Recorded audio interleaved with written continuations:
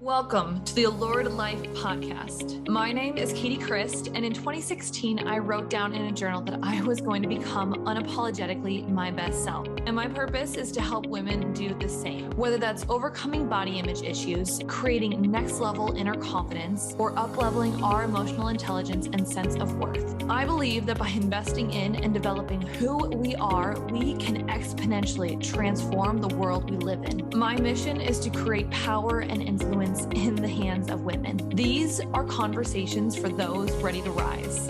This is the Allured Life podcast. Let's go all in. Hello, and welcome to the Allured Life podcast. I'm your host, Katy Youngdahl. So today what we're going to be talking about is really diving into just having an open conversation. I have some notes, and I was actually trying to write this into a couple of social media posts. And hopefully this will help me a little bit kind of craft it all out, but there was just so much to it that I was like, I don't even know how I'm going to put this into some social media posts. But it's really just kind of diving into this deeper conversation about self-leadership, about leadership in general. Last week's podcast episode, I made a promise to you. I made a promise that I was going to lead a hell of a lot stronger than I have currently, than I have in the past. There was just this deepening and this sense of I have to get let's go, Katy. Let's go. There is no time to waste anymore. There's no reason. There's no reason that your excuses of, oh, this isn't good enough. Oh, I can be better. Oh, oh, I'm burnt out. No, basically the two aspects of them were, oh, I could do better than this. So I wouldn't show up because I was like, I can do better. I can research more. I can understand more. It was this understanding, this, not this fear of not knowing, but just this inner sense of I can do better for them. I know I can. I know that there's more information. And that's just a personality trait of mine. If you're into human design, I'm a Man-Gen 5-1 profile. And so the one is this investigator. I think the other term is heretic. But I heard an individual, Amy Elizabeth at HD Design, Align by Design. That's her. And she described the line 1 as the investigator. I know information. I can read something. I can research something. Anything that I am absolutely obsessed with. So let's human design, personal development, how to be a good leader, manifestation, feminine, masculine energetics, health and wellness, all these things that I'm insanely so interested in. I can read it and I can get it and I can go like that when I am conscious of it and when I'm empowered, when I'm in an empowered state.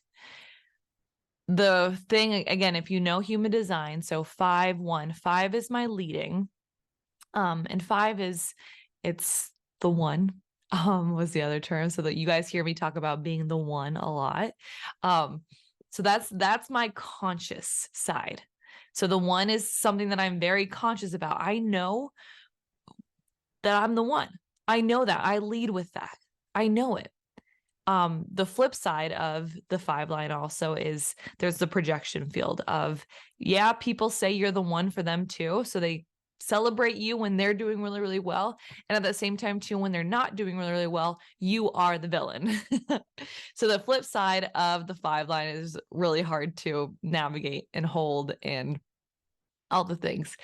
So the one is the second line, and the one is my subconscious. It's what I'm not really aware of. I am not inherently aware of that I am the investigator, that I know information and I can read something and I can embody it quickly and I can teach on it. That's not something that I inherently believe or feel about myself all the time, because a lot of the times on our unconscious side, we feel the flip side of it so much. And so the flip side of my one side is this feeling like I need to know more information, that I don't know enough. And what's liberating, and also it's liberating to know, because when I actually figured this out, I was like, okay, cool. But well, I didn't for the longest time know this information. So I always felt like I just didn't know enough. I didn't know enough. I didn't know enough. There's levels and depth that I can go into deeper and deeper because there's so much nuances in this world, right? There's so much nuance and there's so much life and there's humanity and there's different perspectives. And it's like when you're obsessed with a topic like I am about manifestation, about energetics, about living our health, like our healthiest life, about understanding how to be in alignment and be empowered. When you're as obsessed, because I have that one line, I'm like, I need more information. And the thing is that it's always going to be continued growth and evolution. Growth and evolution, always knowing that I'm going to take the information that I know now, it's good enough, and moving forward, I will evolve it and I'll deepen it and I'll evolve it and deepening it. But no longer is an excuse for me to know this about myself, know that I have a tendency to stall myself or stop myself because I feel there's these things that are keeping me stuck, like both those lines, like people projecting onto me that I'm the reason why they're not getting success or I'm to blame. So I can let that stop me. I can let that stop me as well too in creating a program or creating coaching, really spectacular coaching modules for people and sessions for people, because I put a lot of pressure on myself of like, I have to get them to move. I have to get them to like, it's on me. I'm the one. I got to get them to move. And at the same time too, of the one side, I can let the flip side of the one, the shadow side of the one, and I don't know if I'm using the right term. So if you're into human design, you're like, okay, Katy, you're not using the right terms. I'm sorry. This is what makes sense in my brain. But if I let this thought of, okay, this fear of I don't know enough right now keep me stuck, I can't do that anymore because of where the world is right now. We don't have time for that anymore. We don't have time right now for the people that are doing this phenomenal work. The people that I truly do believe, the people that step into the personal development industry, not industry, but world in the curriculum, the people that are working on themselves, they're the ones that need to be the leaders in this world. And they're also the ones, because they have this kind of, they have self-awareness. They have enough self-awareness to know that they want to work on themselves, that they can be better. But because of this self-awareness that they have, that is a superpower that's kind of getting them to start moving. The self-awareness also has the capacity to keep people stuck or to keep people slowing down because they're like, I'm not good enough.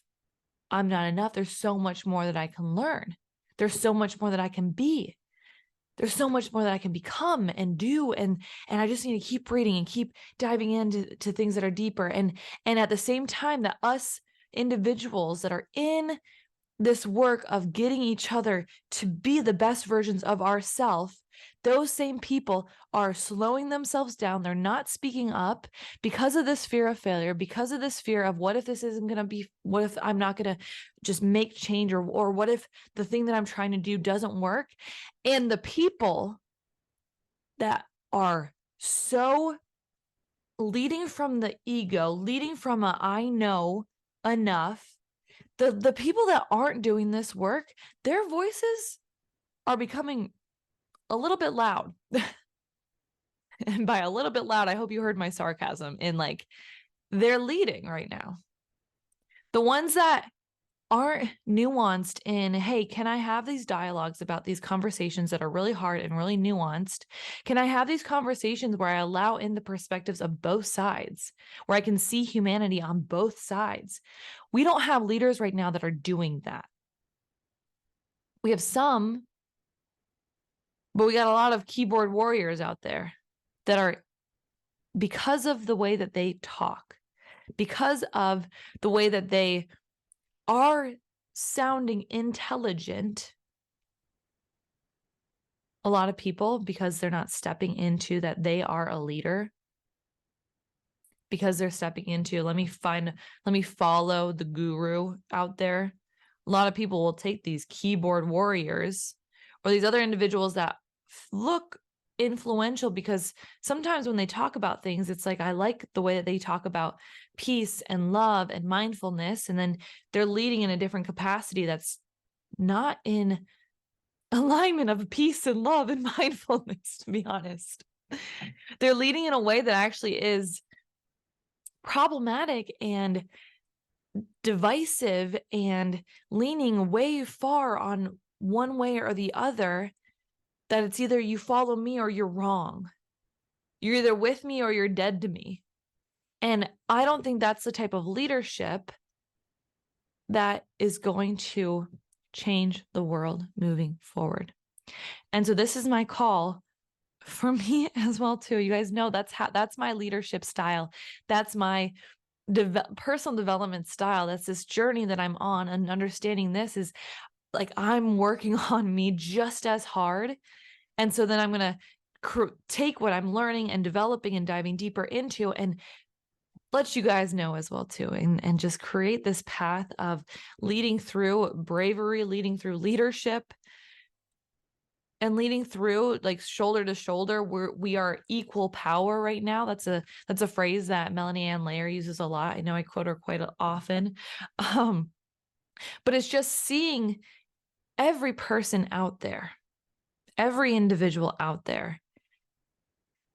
And can we become the type of leaders that don't shame, blame, and fault other individuals, that don't sit there and say, I am right, and if you don't agree with me, of this kind of wokeness that I'm not even going to get into. If you guys want to learn about kind of woke culture right now, Shoshana Raven on Instagram, is her leadership through everything that's happening in the Middle East has been unbelievable.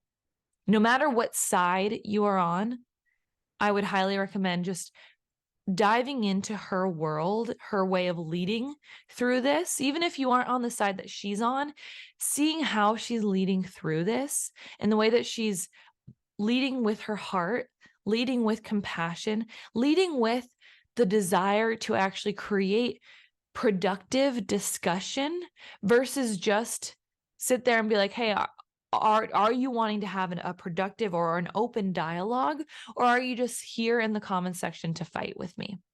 It's been an really, really eye-opening experience to see how she's leading through these hard conversations. And it actually is what inspired me to be like, okay, Katy, you need to step the fuck up right now in your leadership abilities, because we don't have time not to. We don't have time right now. And so I want to have an open conversation about self-leadership and leadership, because I really do inherently believe that, actually not in believe, it is true.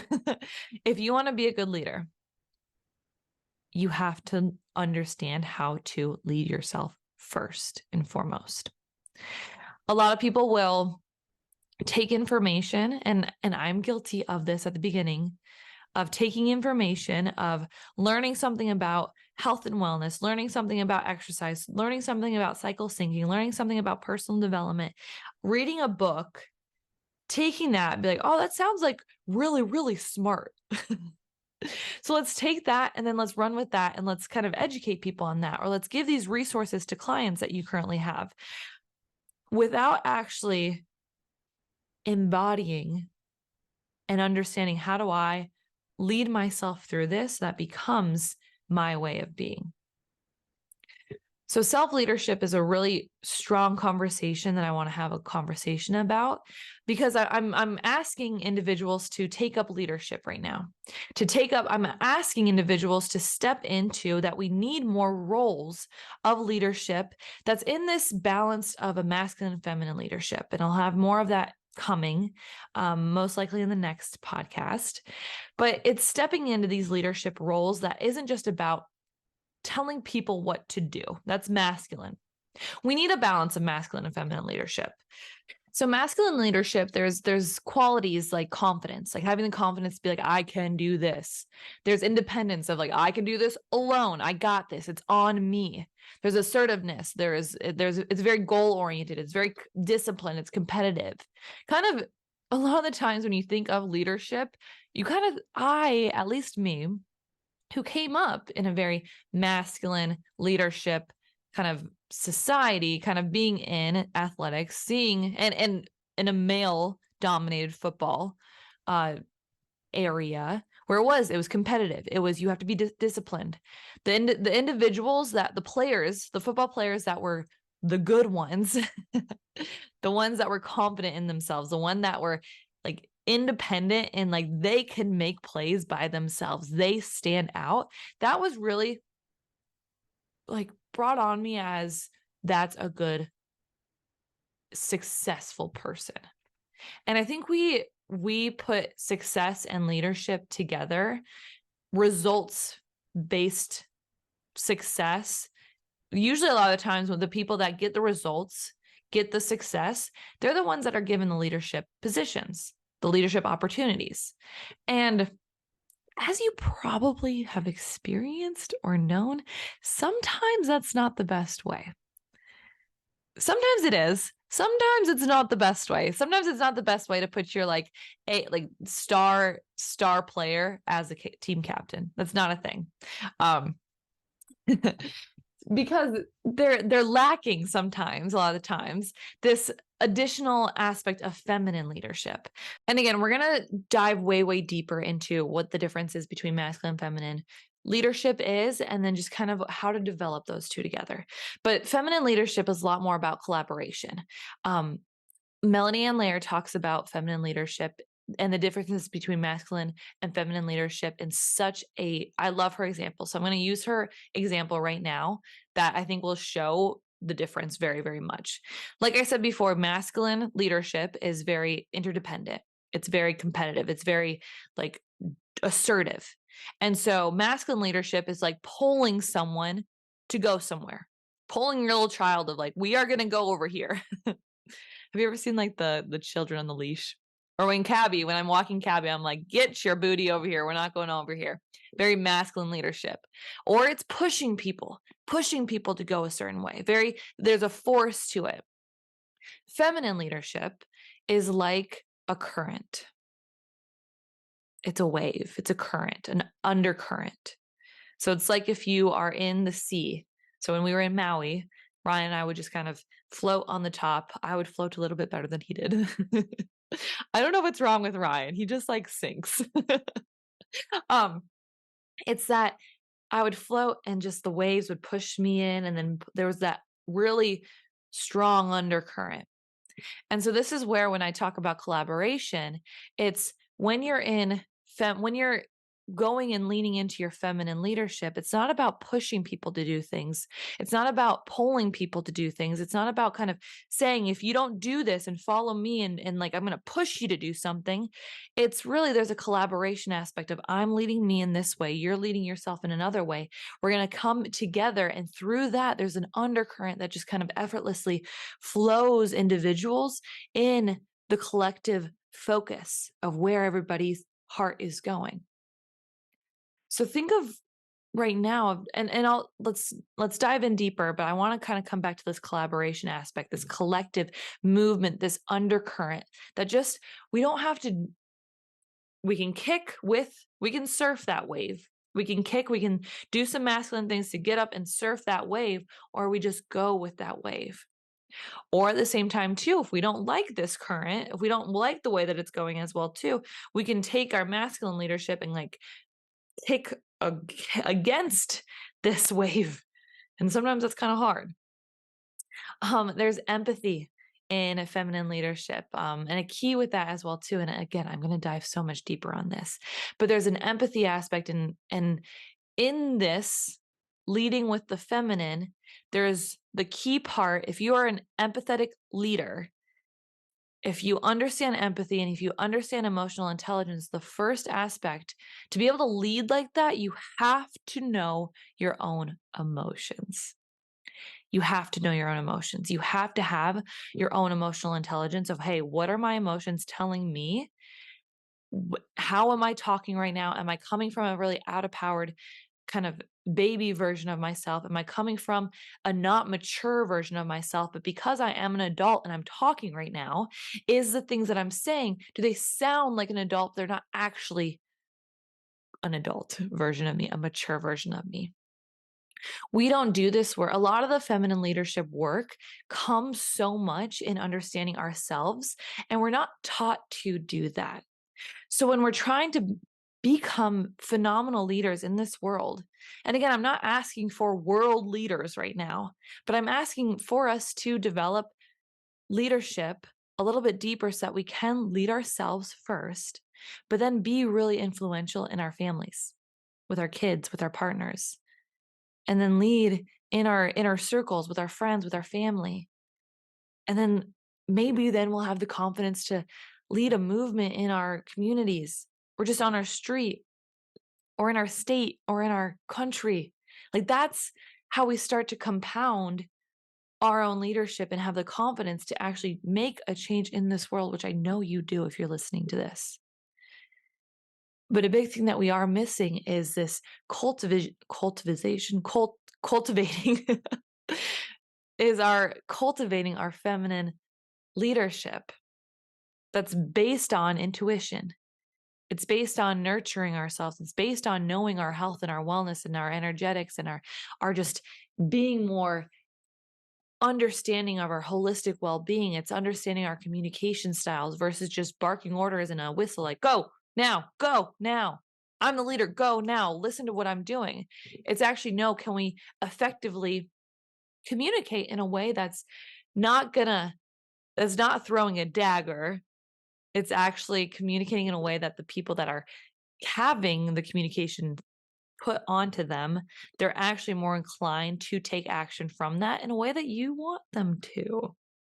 I know that sounds a little bit manipulative. It's not, but there is a way that we can communicate our feelings that are like when we have difficult conversations to have, we can communicate in a way that gets our point across and that elicits action from the other individual versus us just kind of saying, this is how I feel. You made me feel like this. And then the person's like, okay, well, screw you. They blame, shame, and fault. It's a cycle. It's a thing. It's a like, and so many of us are just put in this loop, put in this loop, put in this loop. And we don't see what's going on here because again, we're not doing the work to understand where do we get triggered? Where do our traumas come out? What are like the things that when we're talking that kind of cue us in that, hey, that's actually that's a version of me. That's like a baby version of Katy. That's a toddler version of Katy. That's like a child version that hasn't matured. But because I am a 29 going on 30-year-old, I can communicate it in a way that it sounds mature, but in reality isn't whatsoever. So this is where, again, self-leadership is the starting point to us developing leadership and influence, self-leadership. And so much of me coaching women and talking with women, again, I started off in health and wellness and losing weight, is our inability to lead ourselves. We have a strong inability to lead ourselves. And I want to kind of give a process of where we might drop off on our feeling powerful in leading ourselves. Um, this is another clue that kind of got me in of okay, this is everywhere. This ability to lead, it's not just again on because maybe I'm just a weirdo out there where I'm like, I'm gonna change the world. That actually is something that my dad told me. He was like, uh, this is like the sweetest thing my dad has ever told me in my life. But he was telling, and I don't know why he even told me. I think he like this is his way of saying how he's proud of me. But he was talking to a coach's a potential player's family. They're on a recruiting trip. And he was telling the family of like what his kids do. And so I'm the oddball out. I have two physical therapist siblings, very much like step one, step two, step three. There's a trajectory, and I'm all over the place. I'm starting my own business. Nobody understands what that is. Nobody understands health and wellness coaching. Nobody really understands what it looks like to do masculine and feminine energetics. Nobody gets it, right? But he goes, oh, and my other daughter, Katy, she's going to change the world. And he told me that. I was like, you didn't have to tell me that, but that is actually one thing that I'm making a self-fulfilled prophecy. Not a self-fulfilled, but I'm going to fulfill that. I know I'm going to do everything in my power to fulfill that, as that's a prophecy that I'm going to make self-fulfilled. That's self-leadership. Self-leadership is having the confidence to know that the things that you say you are going to do, you're going to accomplish. But so many of us struggle with this level of confidence, with cultivating this level of confidence, because confidence is created. Confidence isn't just given. Sometimes we do experience situations, and I'll talk about that in the process. There's a process of leadership, and there's a process of confidence where sometimes we do feel like, okay, it just kind of comes out of nowhere. There's circumstantial confidence, like starting something. That's circumstantial confidence. A lot of times we'll start a diet, we'll start a new business, we'll start a new journal or a new planner. I know I've I've been there where I will buy a new planner. I'm like, I am going to be the most productive person ever. Um, there's that circumstantial power of the beginning. We get confidence from the beginning.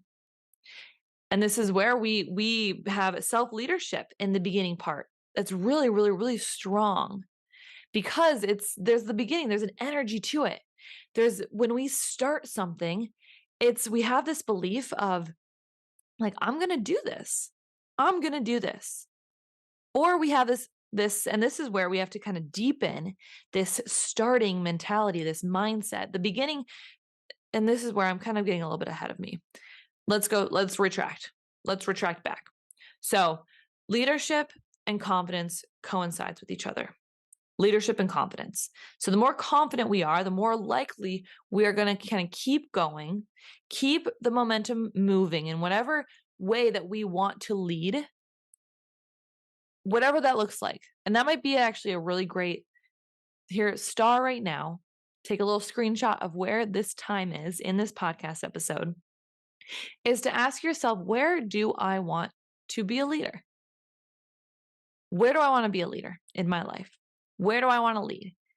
Is it in my relationships? Is it in the financial outcomes for my family? Do I want to be a leader in my health? Do I want to be a leader in my community? Do I want to be a leader at my work? Start with there. Where do I want to lead? And then also too, what might be a little bit more insightful for you is, where do I want to develop better self-leadership for me right now? Because I think when we say, where do I want to develop better self-leadership for me, is a lot of the times that will be the area that we will lead other individuals as well too. Because in that area of where do I want to better my area of self-leadership, that's when we're actually going to have like the gold of, oh, I remember when I sucked at doing this. This is how I got from X, Y, and Z, or from A, B, and C. Here's I remember struggling. Let me tell you where I went. And a lot of us don't. If again, when I talk about, okay, where do you want to be a leader right now? I think those areas were probably areas that you maybe a few months back, maybe a couple of years back, maybe a lifetime, it feels like a lifetime ago, you actually did say to yourself, okay, I want to self-lead myself through this area because I want to be a leader at this. I want to develop greater leadership skills in this area, whether that is your relationship. And I know a lot of people will say right now too, a lot of it, I bet you, is in your career.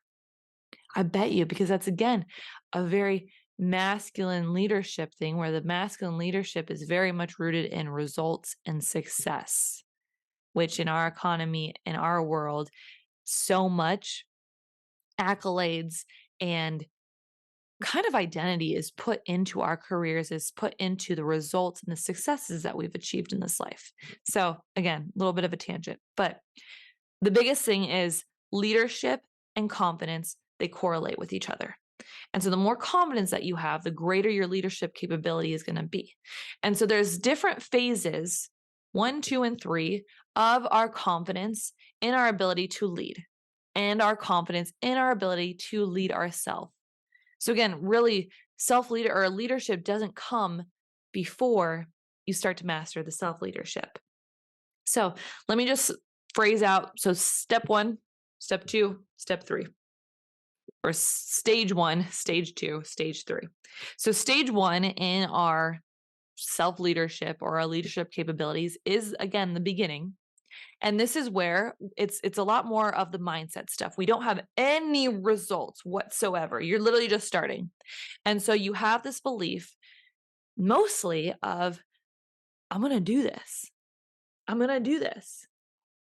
Or, and this is where we can deepen this, or a lot of us don't deepen it where we actually believe it to be true.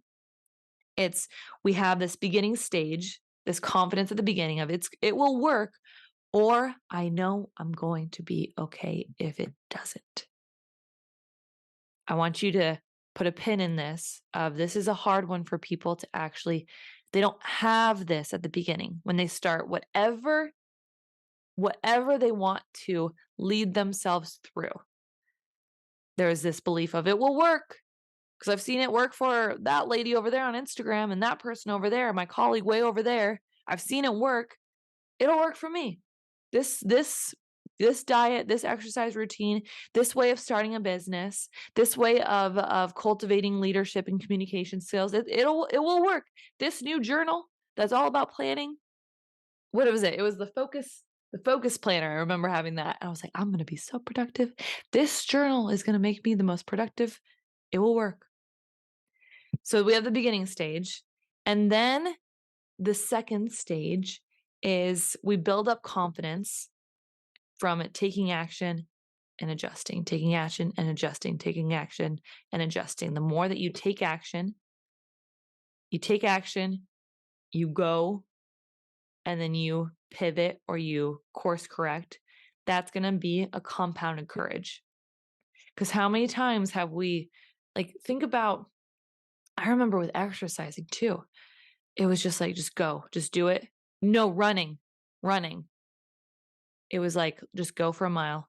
Okay, do it. Now go for a mile. Okay, do it. Now go for another mile. Okay, do it. Do you think I can get 1.5? Okay, 1.5. Go do it. 1.5. Go do it. Okay, 2 miles. Okay, go 2 miles. Okay, go do it. Then I got to 3 miles. 3 miles. Okay, go do it.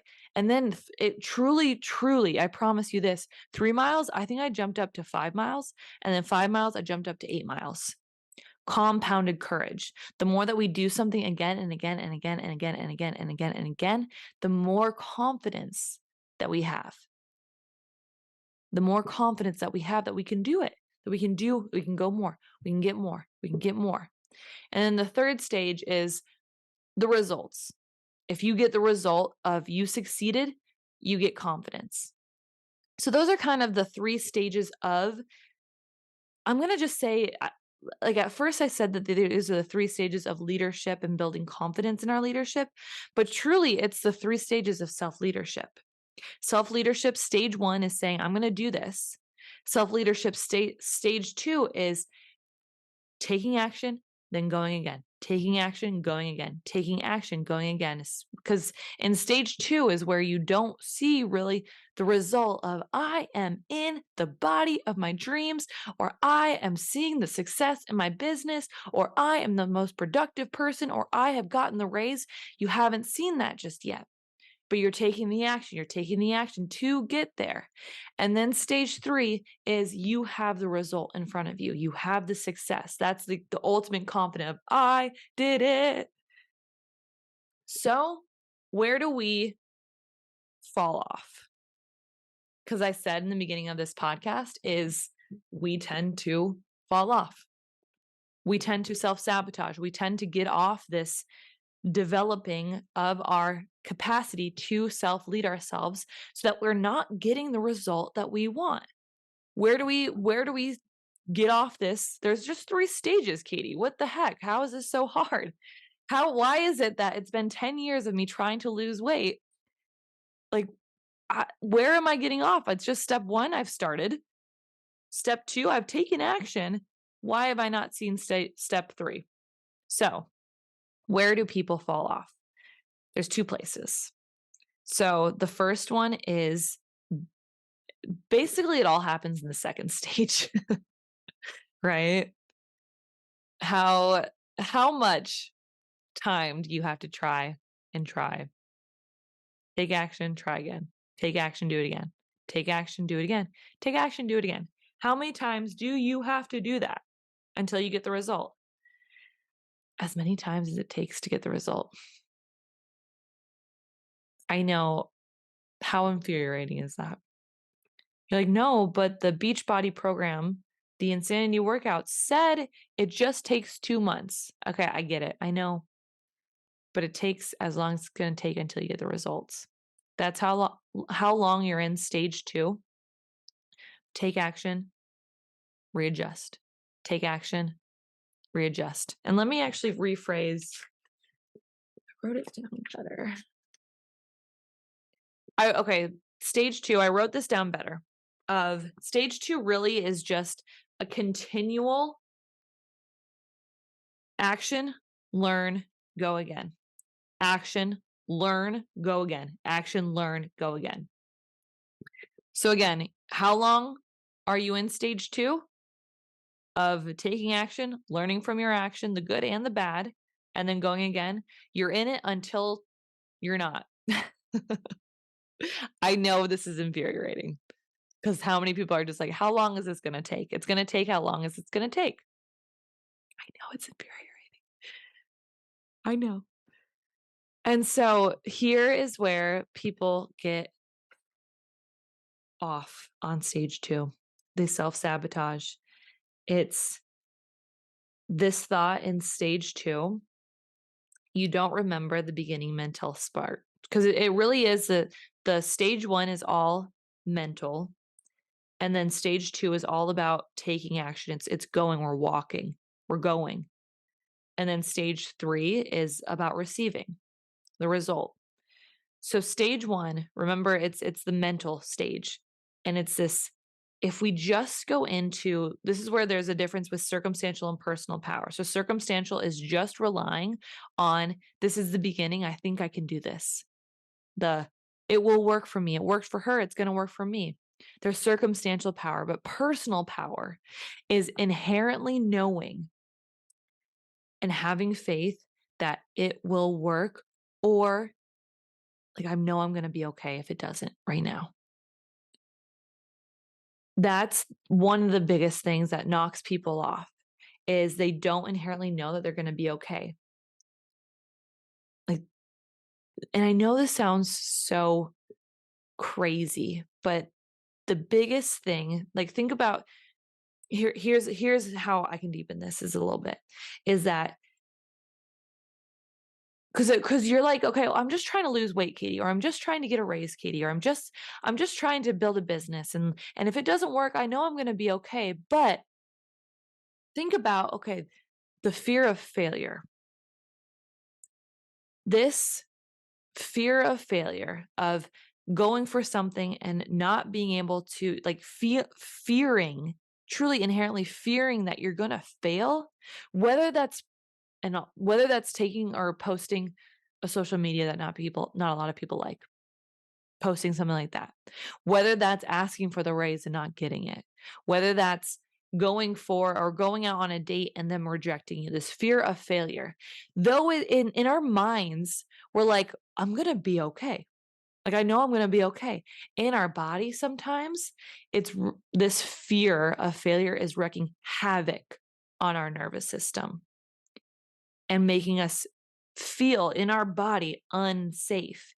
Even though our minds can comprehend, like, we're going to be okay. You're going to be okay. In our body and in our emotions, this is where we're like, I feel unsafe. And so then our nervous system gets totally out of whack. It just, everything like the bad is happening, causes anxiety, causes this like debilitating capacity to keep taking action, learning, going again, taking action, learning, going again.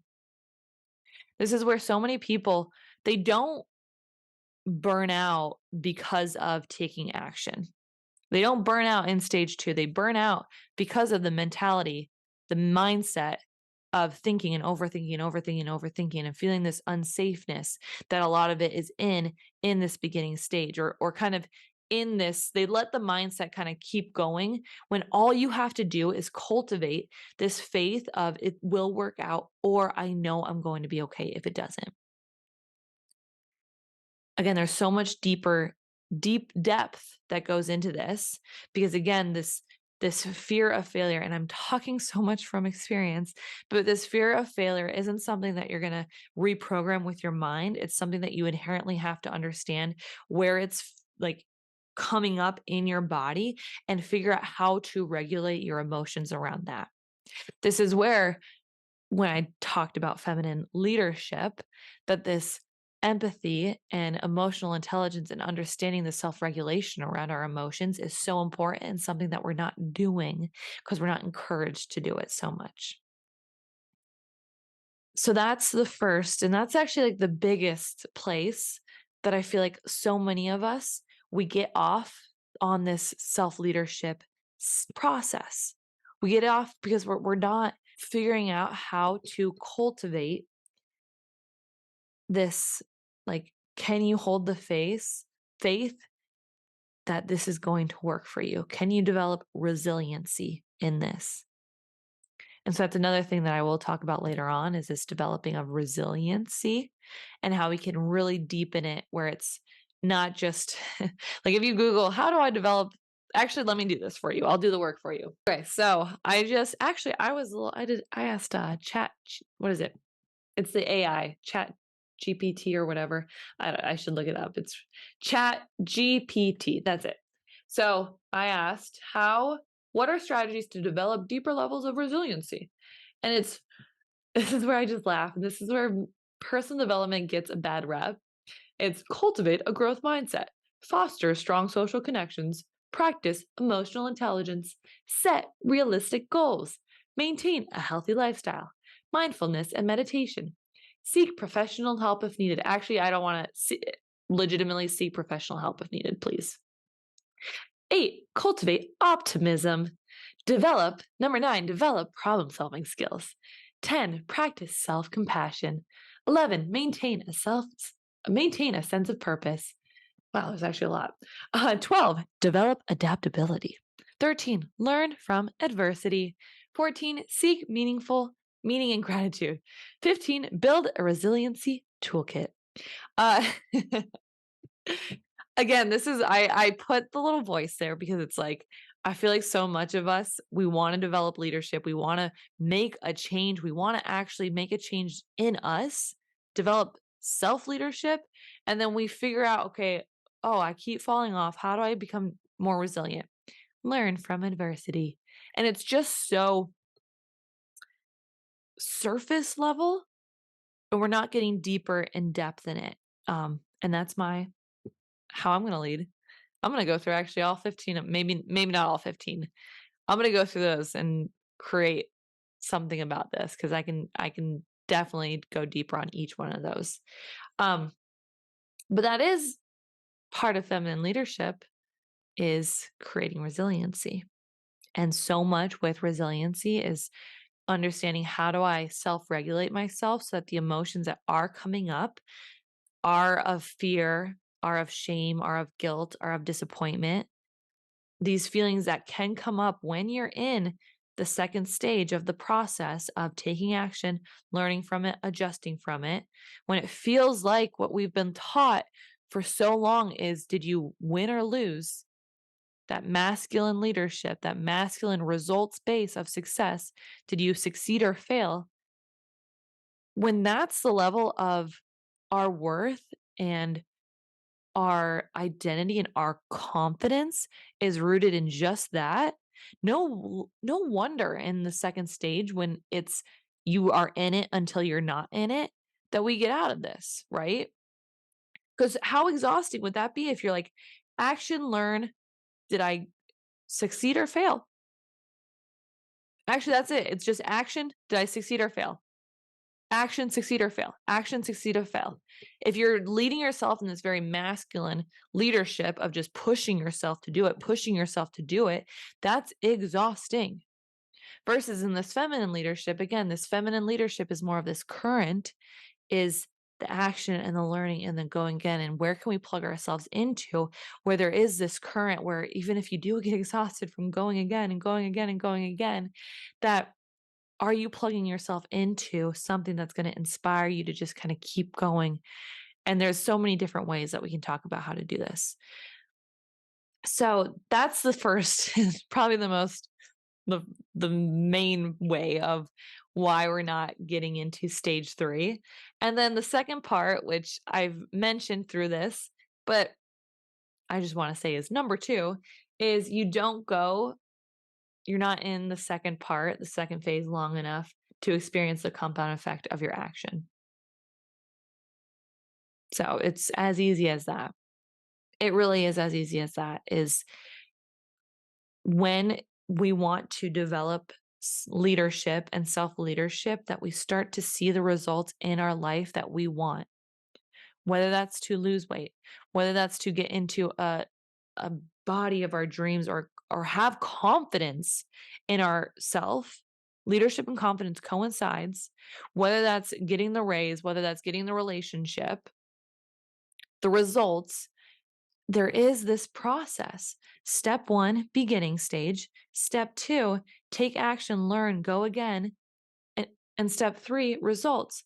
The only way to get to stage 3, step 3, is you have to be in stage 2 for as long as it takes to get to stage 3. You have to stay in the heat.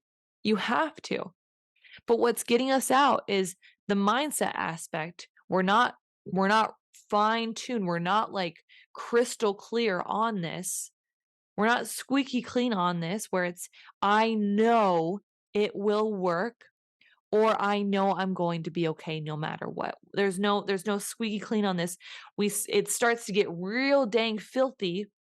There's some like wax of the fear of failure, the fear of disappointment, the fear of, am I doing enough? This fear of, are people going to blame me? All the stuff that I kind of talked about at the beginning and within the middle, everything that sabotages you, sabotage. We got to clean that up, and we got to figure out how to self-lead ourselves so that we can regulate our system enough. So much of this is emotional intelligence. So much of this is self-regulation, so that like every single day, can we start clean? Can we like get our nervous system so it's just on like just steady, versus this versus like high frequency of anxiety, or I know people talk about like anxiety is a low energy. It's keeping you stuck, but in my body, it feels high energy. It's, can we just get our nervous system into just steady, so we can take action, learn, go again, take action, learn, go again. So what are you going to take action and learn and go again on, guys, this week? That's all I have for you. I know this is a little bit of a tangent. As you can see, this is hard for me to be like, I'm going to put this in 2 social media posts. So I hope that this was helpful. If this was, please, it would mean the world if you wrote a review of the podcast. It helps so much. And also too, if this was helpful for you, please share this as well. Share it on your social media, or just copy and paste this link and share it with some friends. I want movement in this world, and I want it from the individuals that I know have a good heart. And I know you have a good heart. I know we do. And I know the people that are like the people that do this personal development work, they are the good ones. And these are the leaders that I know need to be leading more effectively and more like with a heart-based center, and just they need to be the ones influencing this world, not the keyboard warriors. But because of our exceptional level of self-awareness, sometimes that does deter us from going all out, from going big. So please share this, because I want this movement to go. I want everybody to be living a life that they are obsessed with. The allured life is a life of like sexiness and surprise and just, mm, ugh, something that you are obsessed with and in love with. And I know right now, when the world is in chaos and when you see people fighting on the internet, it can, if you're like me, it gets you down. But I know, I inherently believe that this type of work is gonna influence and get women into leadership roles, get women into roles of influence, get women into more CEO positions, get women into more, like, positions of power in politics, in, like, in presidency. Like, I know that, I know that, I know it. I know it. And so please share this if you know it as well too. So I love you, and I hope some moment this week takes your breath away. Mwah. Hey there. Thank you so much for listening. My goal is to help as many women listening, and if this episode supported you in any way, the very best way to show your appreciation is by simply screenshotting this episode and sharing on your social media or with your friends. Or even better, drop a review on whatever platform you are listening on. Don't forget, if you are looking for any additional support, you can always reach me on Instagram at Katy Christ. See you back here next week.